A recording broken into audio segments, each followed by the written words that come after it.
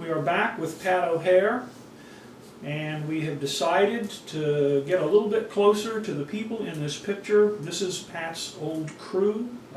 Pat says these people are some of the best surfers you'll ever meet. These are all guys that none of us really know. So Pat, if you'll take us through a little closer with these people. Sure. And maybe tell us who they are and tell us a few stories about each one. That would be really good. Oh, I do have a story about Jeff. Which one's Jeff? Jeff is the guy right here. On the left. He was in the Los Angeles Times writing the breakwater at 15 foot. The breakwater will hold up to about 15. This would be Redondo Beach breakwater? Right. That's a serious wave. That's a serious wave.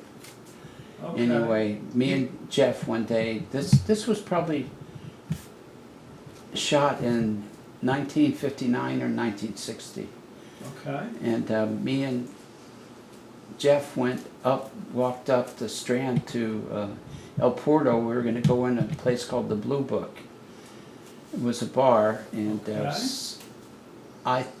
for some reason, because I was whatever, I thought I could get in, and Jeff thought he could get in. So the place, you know how those places are, there's a line outside. Okay, real big deal, and they got a guy at the door to let you in. They got a guy at the door. Oh boy, one of those deals. Yeah, but it's not real dressy. It's a beach place. But it's exclusive. Well, no, it's not so much there as everybody wants to go there. Right, okay. Okay, so we get to the door, and Jeff goes in, and then I go to get in, and the guy says, this isn't the age that you can get in. I just showed him my wallet, thinking that he would think that's okay. He says, you're not old enough, man. Uh-oh. So I said, well, neither is he. And Jeff is just taking a drink of his beer. I go, so we get outside, they throw him out. And he says, he's calling me names and stuff. I didn't want to walk home alone, man. It's 12 o'clock at night. Oh! And he just starts laughing, and we walk home. That's terrible. No big thing. So this is a guy that could surf real waves. Yeah, and he was a good skier too. He was a waiter when he was up in the mountains skiing, and he was a carpenter on the beach when he stayed. This is pretty cool. Spent 6 months each place, yeah. Okay, one of the, and this is going. And down. he's got a great story that he told me. I got to tell. Tell us the story, please. He was taking a boat trip, a sailboat, from one island to another island when he was living in Hawaii, and he came out from downstairs, a bunch of people down there drinking and talking or whatever, and the sailboat lurched and he fell over. Ooh. That's what he said. Ooh. And this guy's a great swimmer, okay? So he just keeps following the boat, and he was scared to death. Wait a minute, he's out in the channel between two of the Hawaiian islands? Yeah. And the boat didn't stop to get him? No, I mean, everybody's drunk on the boat. Nobody even saw him go over. Toledo! They didn't see him go over. How many times do you think that happens out there? Oh, yeah. You only get one of those. Yeah. How did he survive? His friend started looking for him and couldn't find him and stopped the boat, made him turn around. Whoa.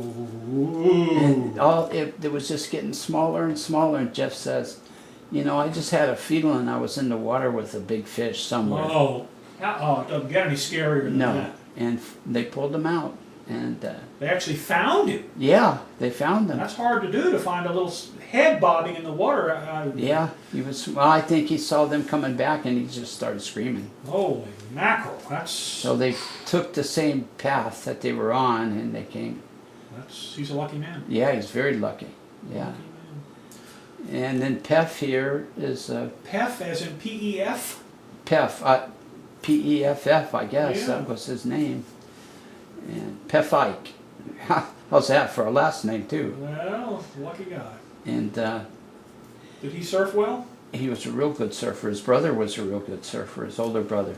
And John Creighton. John Creighton. That name sounds vaguely familiar. I don't know He why. wasn't a surfer. He's the only one that wasn't a surfer.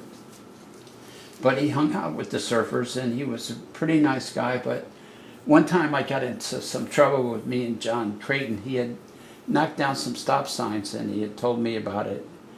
And Kid stuff. yeah. So I went out a week later and knocked down way more stop signs. Let's knock down stop. What a great idea. Let's do it now. Yeah. And so I got caught.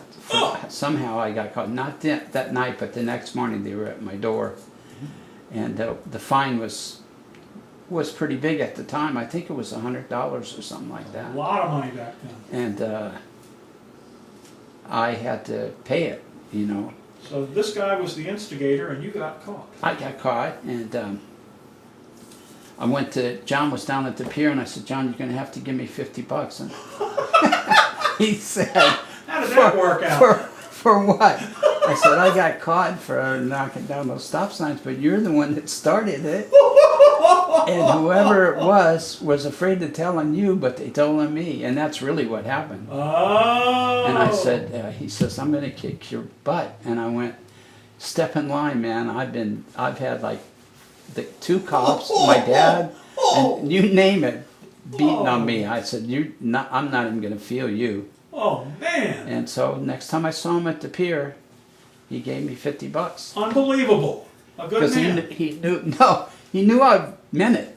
I was going to kick his ass. Okay. No, I wasn't going to kick his ass. He's too big for me. Right. But I would have told the cops. Well, that's good. That's good. Yeah. Okay. All right.